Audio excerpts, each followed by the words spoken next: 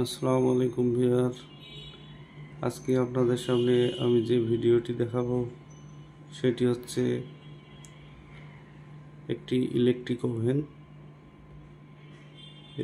Oven মূলত ব্যবহার করা হয় বেকারি আইটেম, গ্রিল আইটেম এই ধরনের কাজে ব্যবহার করার জন্য। এটিতে সবচেয়ে ভালো কাজ করা হয় বেকারি আইটেমের কাজকর্ম করার জন্য, বিশেষ করে বিস্কিট, কেক তৈরি, ব্রেড তৈরি, গ্রিল তৈরি, কোনো কিছু ফ্রাই করা, এ ধরনের কাজগুলোতেই বেশি ব্যবহার করা হয় ইলেকট্রিক ওভেন। তবে মাইক্রো ওভেনে কিন্তু এ ধরনের কাজ করা হয় না। মাইক্রো ওভেনগুলোতে মূলত খাবার গরমের কাজটা ভালো হয়। আর ইলেকট্রিক ওভেনে যারা বাসায় ফাস্ট ফুড জাতীয় বেকারি আইটেম করতে চান তাদের জন্য সবচেয়ে ভালো একটি ওভেন হচ্ছে ইলেকট্রিক ওভেন। তবে এখানে যে ওভেনটি দেখতে পাচ্ছেন এটি হচ্ছে একটা নিয়ামা ব্র্যান্ডের ওভেন।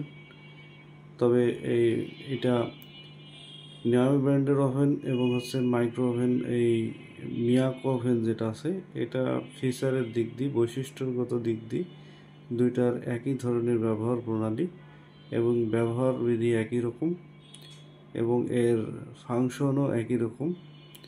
সুতরাং নিয়ামা এবং মিয়াকো যারা ইউজ করবেন তারা একই ধরনের ফিচার পাবেন।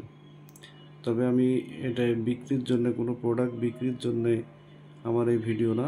আমার এই ভিডিও হচ্ছে আপনারা কিভাবে এই ইলেকট্রিক ওভেনটি ব্যবহার করবেন। যারা ইলেকট্রিক ওভেন ব্যবহার করতে জানেন না বা কনফিউশনে ভুগতেছেন, তারা কিভাবে এটি ব্যবহার করতে পারবেন সেটি নিয়ে আমি মূলত এই ভিডিওটা, সেটি জানার জন্য বা বোঝানোর জন্য এই ভিডিওটা তৈরি করেছি। তো দেখুন তাহলে যে কিভাবে এই ইলেকট্রিক ওভেনটি ব্যবহার করতে হয়। প্রথমে আপনাদের দেখাই, এখানে একটি টেম্পারেচার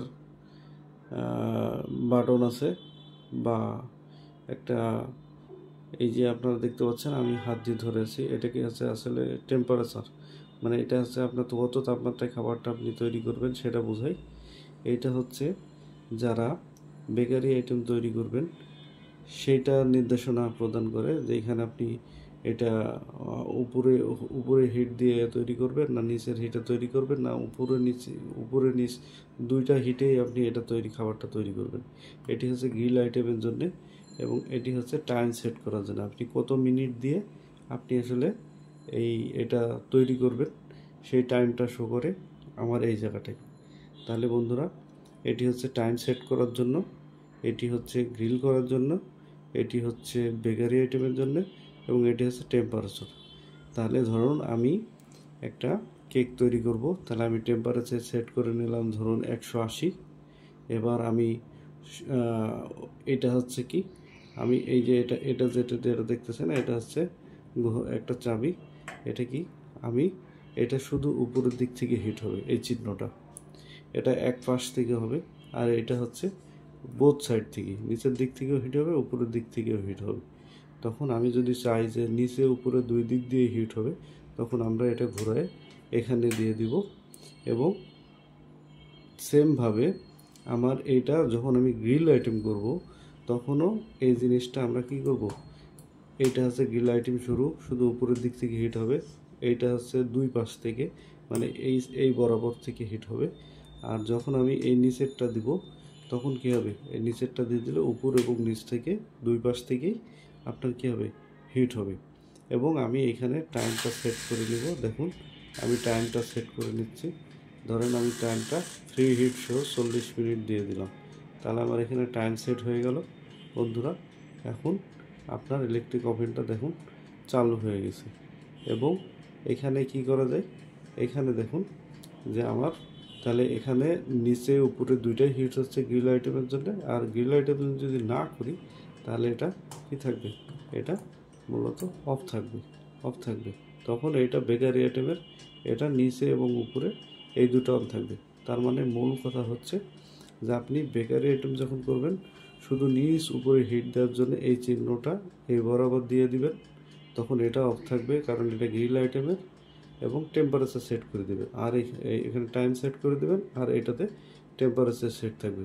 তার মানে বেকারি আইটেমের জন্য টেম্পারেচার সেট, আর আপনার বেকারি আইটেমের জন্য নিচ উপর দিক থেকে হিট দেবেন কিনা এটা, আর এখানে হচ্ছে টাইম সেট। আর যখন গ্রিল করবেন তখন এটা নিচেই থাকবে, আর এই গ্রিল মোডটা নিচে উপরে দিয়ে দিবেন। তার মানে গ্রিল করলে এই দুইটাই ইউজ করতে হবে এবং তার সাথে সাথে টাইম সেট করে দিতে হবে।